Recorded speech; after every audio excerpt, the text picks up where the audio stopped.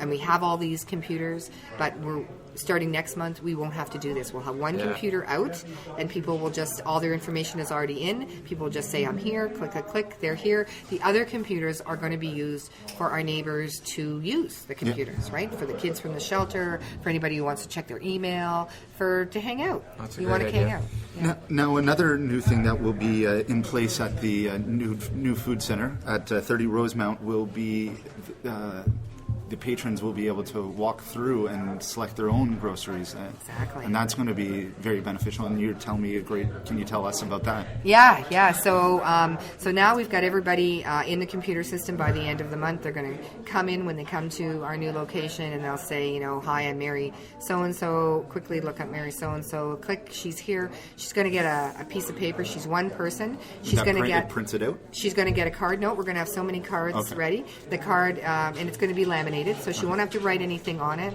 A lot of people who come here are challenged with literacy skills, and that may be something that we may be doing eventually. So she's going to get this card, and it's going to say 19 points, and it's going to be in 4 or 5 groups, so non-perishable proteins, grains, that kind of thing. And so in every section, she can use so many of those points. And so she's going to get a shopper.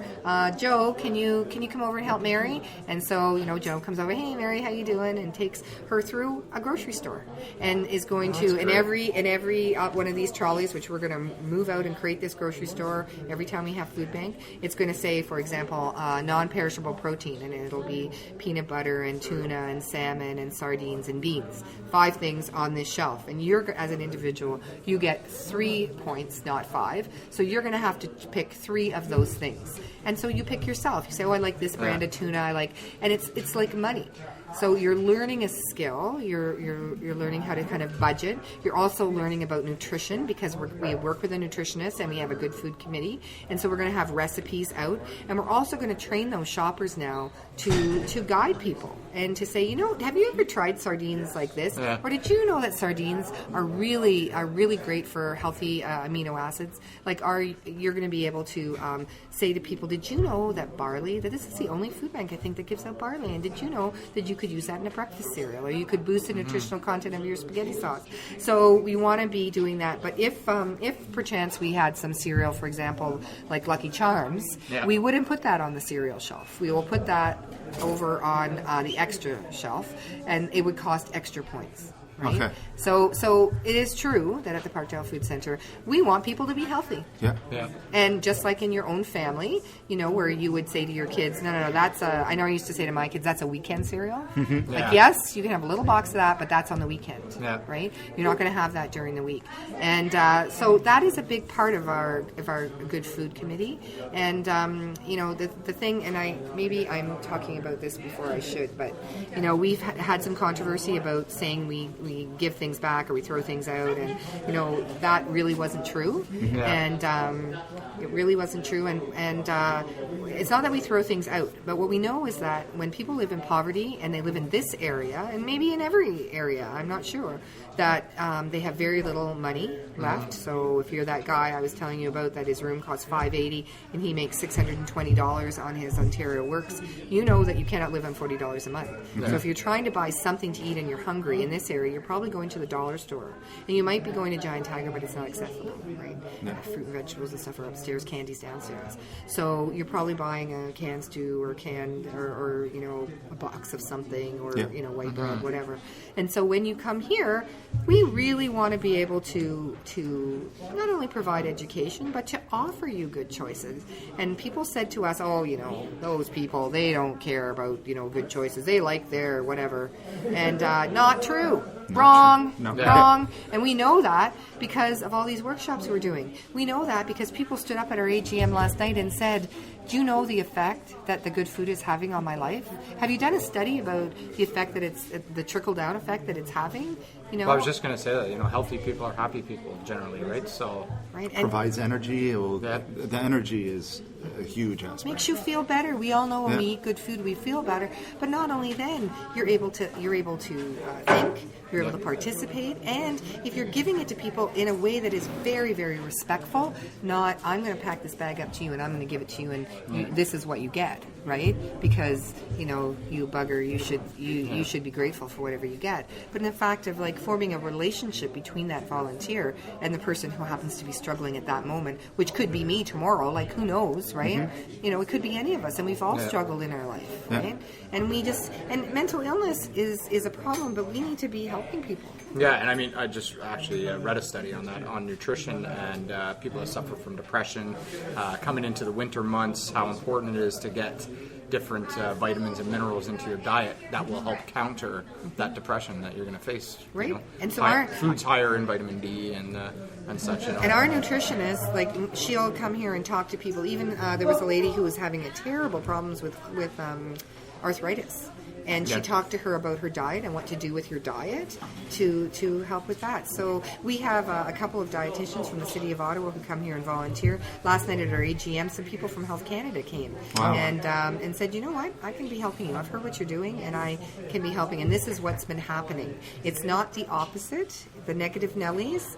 I mean, it's hard to hear that when we know we're working so hard. Yeah. But we know that what we're doing is right, because people are coming out and saying, hey, we want to help. I have this skill. I could go in the kitchen and help you. Right now, as you guys were just helping in the kitchen, there's stuff going on. I don't think we have any of our neighbors, our clients who are in there helping right now, but often we have people who just come in and say, so what's going on in there today? Can I help? Can I do something? And one of the guys last night at the AGM said, this is like my social place. Like, this is where I come. You don't have to come here to get food. You can come here to, help in the kitchen. You could come here to get a coffee. Yeah. Wonderful. Well, we should take a quick break. Yeah, we're going to take a quick break, and we're going to talk a little bit more about everything that's happened at Parkdale Food Center. Very interesting and great interview. Thank you so much, Karen. We're going to listen to one more song from Still Winter Hills, Sadie Hawkins. And we don't have a Don and Jen Chow foodie print section today, but they told me to for everybody to keep watch and pay attention to the gold medal plates that's going on Monday. That should be very interesting to see who will emerge this year. That's victorious. Already, eh? That's already. We'll be right back. All right.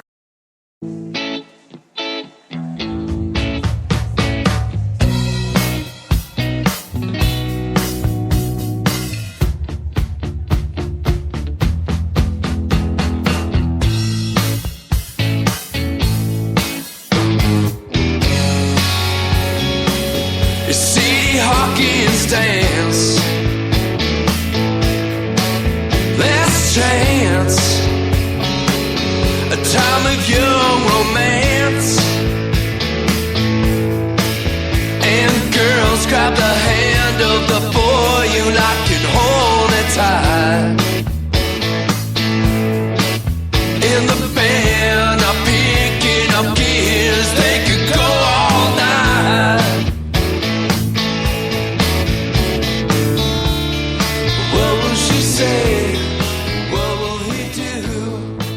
Thanks so much, Still Winter Hills. That was Sadie Hawkins playing it this Friday night. And so I guess we can talk a little bit about the AGM that went on last night, and maybe some new things that came about from that you'd like to share. Well, it was really a wonderful evening for us. We had our volunteers cook up. Nothing came out of a box that was on our table. We had homemade hummus and cookies and a homemade apple cobbler that a mom who has 8 kids brings 1 or 2 of her kids every Tuesday evening, and they cook for us. And on Tuesday night they made apple cobbler, and the apples came from Harvest Moon Orchard in Carp. We have a gentleman, a senior citizen, who drives all the way out there once a week and gets stuff for us. Wow. Yeah, and brings it in, and then we give out the ones that are good, and then we don't give out food that is bruised or damaged or whatever, and then we cook with the rest. Well, the girls seemed to have fun back there when I was back helping out. It seems almost like an episode of Chopped, where you get so many ingredients and you have to figure out what we're going to make with the ingredients that you have. Yeah, they were having a blast. Thinking I just went through a whole bag of lemons. And a very large bag of lemons. From time and again. Yep, from time and again. Thanks. Yeah. And, they're trying to determine after I juiced everything what they were going to make. Some lemon meringue pies and some lemon butter and all sorts of things. But again, then it comes to, okay, well, if we do this, then we need 40 more eggs. So there's always a challenge, I guess, with different ingredients that you're picking up. But what the idea is to get people in the kitchen. And right now, where we are at 89 Stonehurst, it's been a great place. But the kitchen is not appropriate for us. It wasn't meant to be a teaching kitchen. Yeah. So there's been some issues. So right now, as we speak, they are working in our new location at 30 Rosemount, where our kitchen will be a teaching kitchen from 30 feet from 23 feet. Yeah. So our appliances are coming in tomorrow. They're secondhand donated. Okay. And we can use some more blenders, from what I heard. I think they went through a couple of them last night making that hummus. We really, I don't know why, and we need... I think we have a food processor, but I packed it up because for the new place. But we have money, thanks to Brigel Construction and Keller Williams, to buy those hard goods. Yeah, Keller Williams Ottawa. We were at the... we saw you at the golf tournament. Oh, you were one of those drunks. And you weren't listening to me. That wasn't us. No, that was not us. Wasn't. Okay, so I was just at Keller Williams at their breakfast the other day, thanking them. They had a little video of me up there. And, hey, Keller Williams people, what you forgot to tell me was I was the keynote speaker. I thought I was going up to, say, I was late, right? I thought I was just going up to say thank you. That was at our annual inspirational breakfast. Yeah. So I was the one to give the inspiration, I guess. So. Right on. Yeah, they gave us $25,000. And those lovely aprons that you see people wearing, I forgot that you were. So that is from Keller Williams, and we'll be putting Keller Williams on there. We've just ordered a wonderful, a high-end wood kitchen for kids with all the wood food that goes in it, because it's going to be used a lot. There's no sense buying some cheap little thing, right? We're also having 5 kids from the Forward Family Shelter that are in a youth group with Somerset West Community Health. They're working with a local artist who we're paying to do an art installation, thanks to Keller Williams. So we'll be having, because we want to have that youth input into the place too.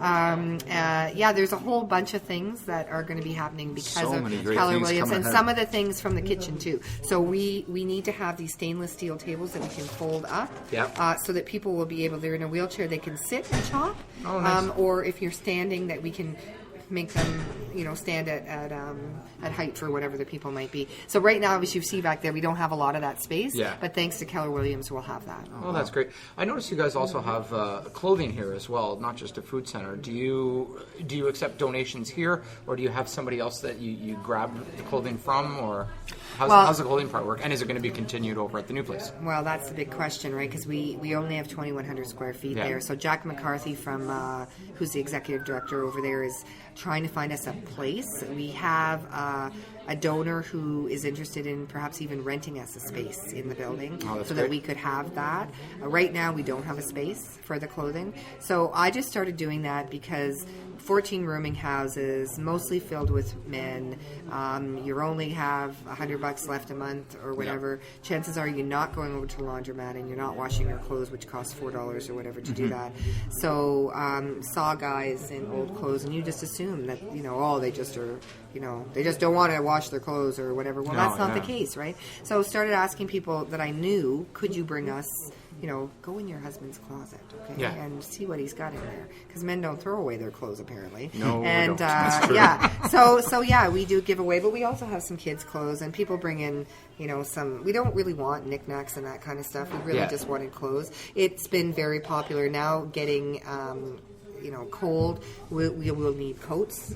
And I store things in my desk over there. Like my desk is overrun with things for people. So last year we gave out a ton of blankets.